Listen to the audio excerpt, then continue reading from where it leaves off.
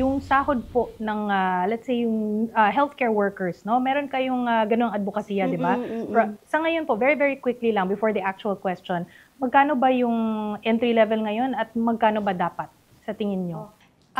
Sa Just very nurses quickly. and health workers, magkaiba kasi sa private and Okey. public, Yes, oo. yes.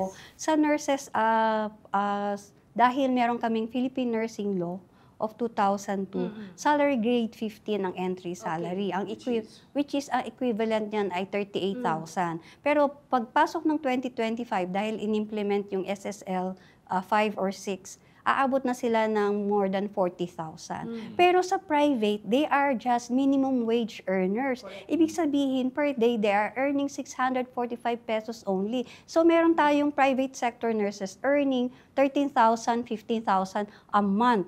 And kung hindi sumusunod yung ating management ng mga ospital or owners ng management, meron pang nag-earn ng 10,000 pesos a month.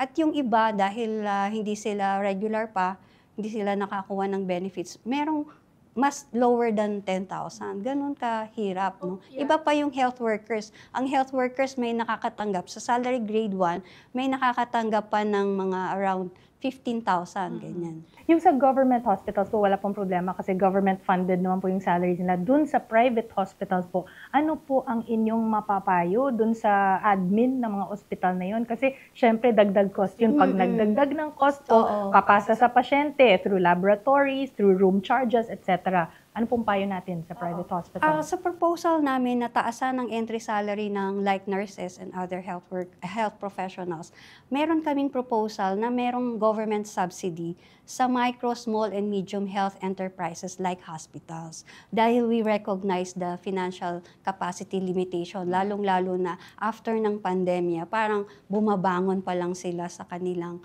pagkita. So, dahil ang health naman is a service, supposedly service-oriented industry sana yan, na hindi natin kailangan pagkakwartahan sana yung majority ng mamamayang Pilipino.